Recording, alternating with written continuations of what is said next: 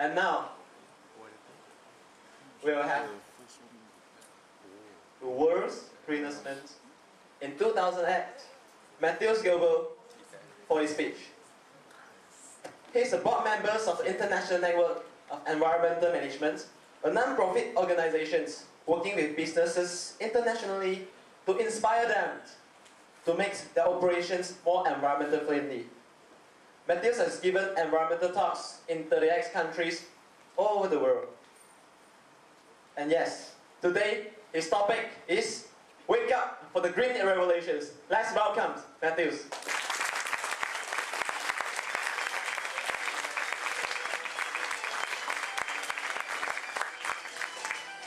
Hello, good morning to all of you. Good morning. How are you doing here in Penang? Great. Good, good. I'm from a small German kampong village. I'm not from any big city. I'm just a simple little village boy. And I'll share with you a little bit about my own journey of how I started my own green revolution.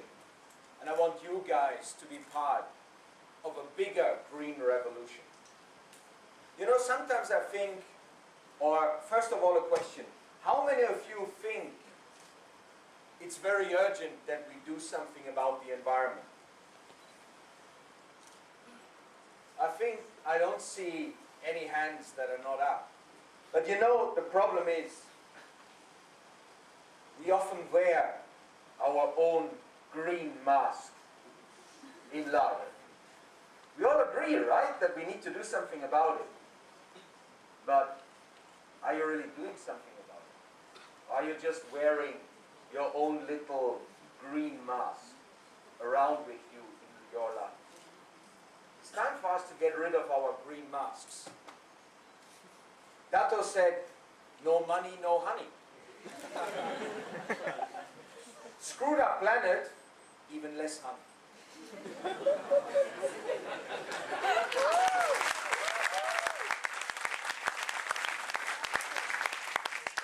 It's serious. It's very serious. I don't know what you've seen about the planet. What I've seen is many pictures, many places.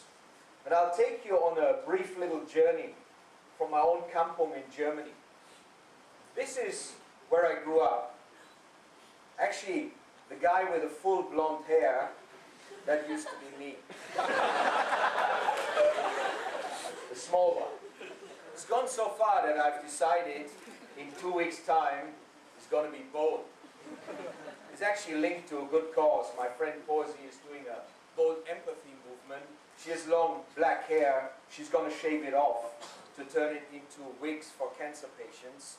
Unfortunately, you can't turn this into a wig. I've tried to make it as long as possible here, but it's not really going anywhere. So, this is where my journey started, in a small German village, in a small German kampong, where I was connected with the environment. When I was coming home from school, I was playing out there in the forest. And we have loads of forest in my little village. You know, often people think Europe, no more forest love. But in my little village in Germany, we are surrounded by forest. And you know, the main thing is, the forest belongs to the village community. How can I be this green guy, and I was there already as a teenager having a chainsaw in my hand. My father told me how to chop down the trees. Something is wrong there, right? But, you know, it was a sustainable way of owning the trees, regrowing them. We actually didn't have to regrow them. They were regrowing themselves. So one plot of area every year, the village community splits up into small plots, and then you get a raffle, you get a number, and then you can go in there, depending on how much share your family has, you can chop down those birchwood trees, and the same area 20 years later, these trees are tall again and can be chopped down again for firewood, because it's very cold in my kampong in Germany. Or at least it used to be very cold. I'll come to that in a minute. So it's a sustainable way of ownership that benefits the people, and every year the trees grow again and absorb carbon dioxide and turn it into oxygen. So this is where I grew up. This was what I loved doing in winter, out there in the snow. My uncle when I was very young. Are you still connected with Mother Nature? Are you still enjoying the beautiful biodiversity that's out there? The other day I asked people in a seminar that I was running, hey, when was the last time that you actually went to the rainforest? One guy told me, I'm a KL City boy. I've never been in a rainforest. Here, Malaysia, one of the most biodiverse countries in the world. Some of us have never seen the beauty of Mother Nature, which is that thread out there. Some of you might have seen the film Home. It's been one of the TED Talks as well. The amazing pictures of Mother Nature and how much we, the humans, are putting in at thread. Are you still connected with the beauty out there? The colors, the presence of nature. The next one is a Malaysian monkey with a David Beckham haircut. You can even see amazing things when you walk out there. Oh, I pressed the wrong button. This was not done on purpose, but at least I learned something. Here we go. You remember that one? Used to be the old days, right? When David Beckham walked around with his fancy haircut. Unfortunately, not enough up here. Fancy. So if any of you has got a good tip how to regrow something, whether it's trees in degraded land, or hairs on a degraded head, let me know. So Mother Nature out there is incredibly colorful, incredibly beautiful. Back to my village. I used to go out in winter after doing my homework, which my mother asked me to do, to enjoy the snow out there. Wooden equipment, wooden stuff. Now the modern generation, this is the new generation, 35 years later. My brother's son and his buddy in the same village. Loads of snow. But 2-3 days later, all this snow gone. Much better equipment. You know, high-tech equipment. He can ski much better than I could in those days. But he's got sometimes snow, sometimes no snow.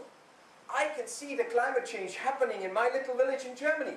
When I was young, 3 months without interruption, snow. End of December, if we were lucky, white Christmas, until the end of March. It never changed. I can never remember a winter where the snow came and disappeared. But that is their reality. This year it was extremely cold in December. Even the UK has never seen something like that. It's not global warming everywhere. It's climate fluctuation that is changing. Here in Malaysia, people used to organize the planting according to the seasons. They tell me that in the old days, rubber plantations. Now the seasons are not there anymore. I spoke with a guy from Kuching. He used to live what he called a cool place. Now he needs air conditioning. He used to throw the net into the local river to catch the fish. Now he catches the plastic bottles when he throws the net into the local river. What are we doing to our planet? What about the cost of screwing up the environment? How much money is Malaysia spending each year now to clean up water? Water is so cheap, we don't appreciate it. I was in Malacca in December giving a talk there. They told me 800 million Malaysian ringgit were spent to clean up the Malacca River before it was safe enough to let tourists go down there. How much money is being lost every day in KL? If you compare Boat Quay, Clarke Quay in Singapore and the asset value of having a nice, expensive restaurant there versus having a restaurant next to the Klang River. It's so bad, nobody wants to have a restaurant there. How much money are we losing? How much cost are we putting to society?